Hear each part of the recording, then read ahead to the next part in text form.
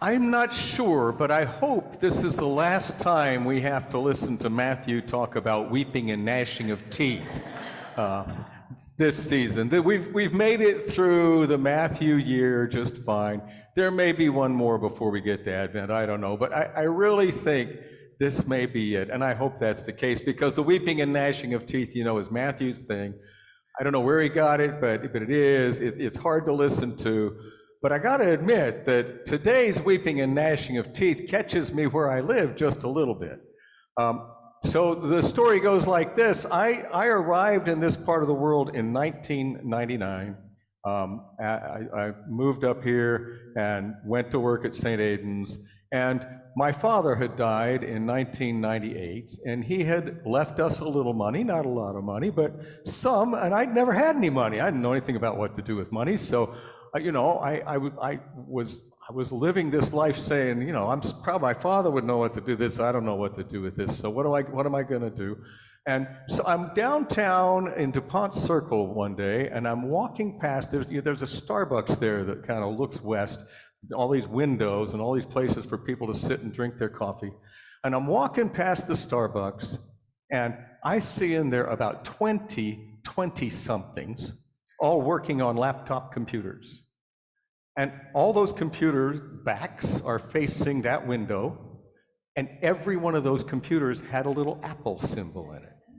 And I said, whoa, maybe this is a sign. Maybe Dad is speaking to me. Maybe it's a sign from God. I should probably take that money and buy Apple stock. Now, I didn't. I did not. Unfortunately, I won't say unfortunately, I did not. What I did was we invested that money in our daughter's education, and we used it to help pay for her college, and it's an excellent investment. It continues to pay us. It was a wonderful thing to do with that money. But I have to tell you that there are times. I've been awake at 2 a.m. trying to go back to sleep, and I start crunching numbers. The stock was $25 a share. It split twice, so one share became 28 shares. It's almost $200 a share now. At some point, as I crunch those numbers trying to go back to sleep, I get very close to weeping and gnashing of teeth. It's close. But here's the other good news is, had I invested in that, I would probably not be here today. I'd be doing something stupid like sitting on a beach, someplace, or I'd be on a yacht someplace. I would not be with you, so thank God, yes, I know, it's getting close here, that I didn't invest in that silly stock. But I played it safe. And what I think we're hearing from Jesus this morning is a discussion of what it's like to play it safe or to take some risk. And Jesus has a very, very firm idea about which of those two is the better way to do life. Jesus is a risk taker. And I think he's trying to cultivate risk-taking in each of us. And I think that's what this parable this morning that we just heard about the talents is telling us. So I'm trying to think, am I breathing too much on this? Maybe that's better. Is that a little better? Thank you. Who knows? This is all very technical. If I'd invested all that money in Apple, I'd have learned about technology. But I didn't do it. So risk-taking and playing it safe. So, we teach our children not to take big risks. We organize our lives around not taking big risks. Defending against risk is a big business in this country and probably in all countries. We look at risk usually as not a very good thing. I mean, that's what we do, and we tell our children, often to play it safe here and here and here. But, playing it safe, I mean, taking risks and playing it safe, both have their places, I suppose. But taking risk, yes, you may lose some ground if you take a risk. If you risk too much, you may lose what you have. You may find yourself regretting something that you did. You may find yourself losing control of some piece of your life, some piece of yourself. All of those things can happen. And that's the downside of taking risks, but the upside is that you may discover something you never knew was possible. You may discover something about your own countenance. You may become resilient. You may discover that you have agency and that you have the energy and the competence to engage and discover and function in new ways and new places that you never could have imagined before, that you wouldn't have gotten if you hadn't taken the risk. And of course, playing it safe's good. Playing it safe means we get to plan our life. We get to work our calendar well. You know, if I'm going to kind of keep everything on an even keel here, I can tell you who I am and what I'm about, and I know that, and I don't have to worry about that kind of thing. But I can also end up living my life sort of organized around the fear of losing that, and I can end up again having regrets about not having discovered some of the things that I might miss if I spend my life playing it safe. So I think risk-taking is Jesus' prescription for most parts of our lives. And so as I think of that, and I think of kind of the list of things that we're to be about in this Christianity business, I look at the list and think about how risk works in each of those places. Love and compassion is nothing riskier than love. I'm sorry, that's the way it works. I mean, if you're falling in love, God help you. That's you've gone off a cliff. You know, that's huge risk. That's the way that works. But loving someone in a family is always risky. There's always some cost to self involved in loving somebody else. And in having compassion for the poor, for the people who are troubled, who are the people that we're asked to go and care about and be a part of their lives, that costs us something. That is risky. We run the risk of becoming engaged in a way that we have to do something in the nature of turning our own lives around, to be with them, to help them, to be a part of their lives. You can't just help from a distance. You get engaged with the people we're called to love and care for, you end up having to invest your life, and that can be a risky kind of thing. Love is risky, and maybe that's a way to know that you're on the right track with love, is that it's risky. Faith. This faith of ours, this faith is risky. I mean, my other story from 1999 is that's the last time I got a speeding ticket. Thank goodness. I hope I never get another one. But I'm down here on one of these 25-mile-an-hour roads, and I'm looking, and the cop's getting out of his car. And he's coming my way, and I got my collar on, and I'm saying, "Ooh, do I leave it on or take it off? Do I leave it on or take it off?" I wonder where he'll be around that thing. You know, when I was a kid, oh my God, he probably would have let me off. You know, everybody, you're just supposed to go to church. Everybody's supposed to have faith. You need to be able to talk about that.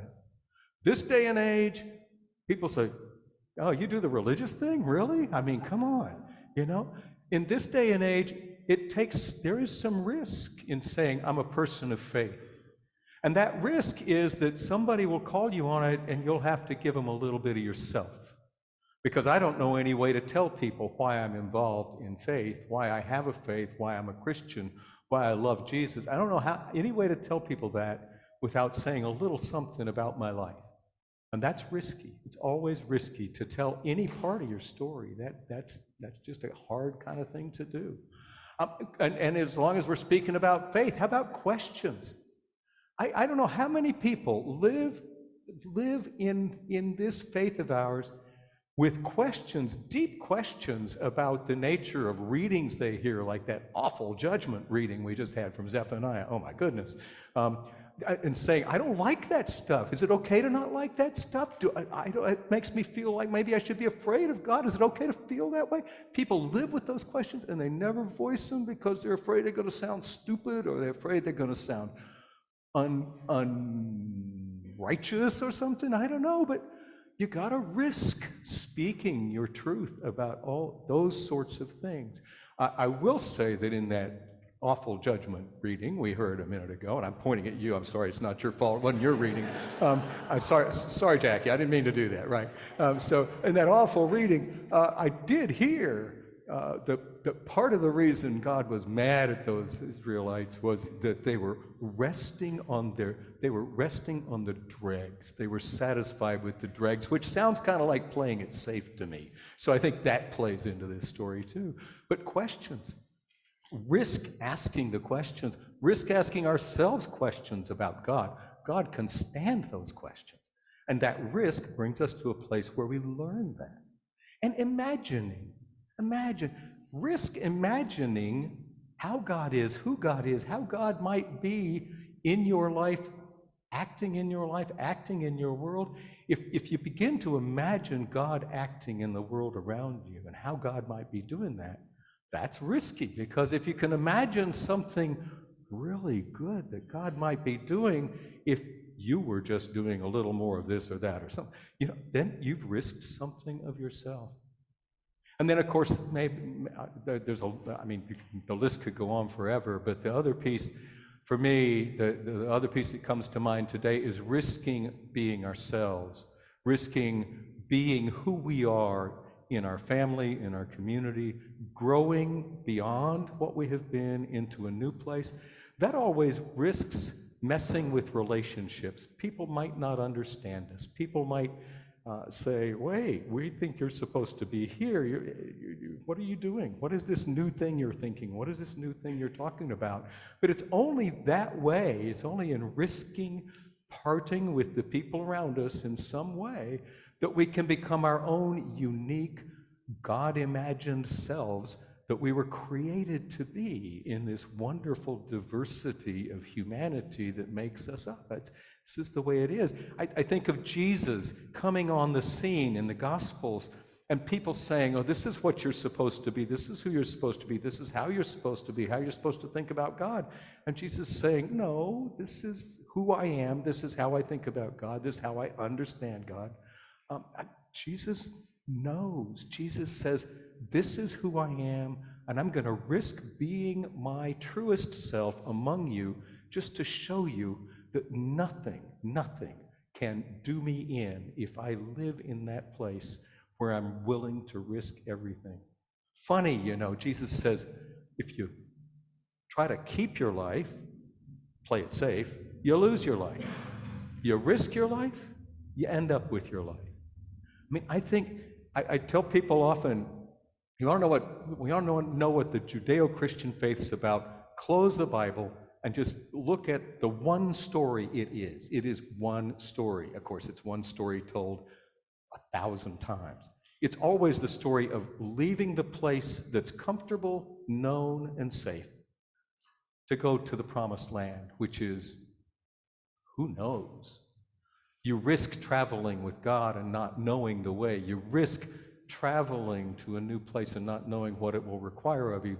You risk traveling to that new place without any clue of what you're getting into. And yet that's always what the call is. Abraham, Moses, Jesus calling the disciples, always. It's come away from what you think you can't get by without to this new place. And here's Jesus saying, I put before you in a parable today. Play it safe, take a risk. It's easy for him, easy.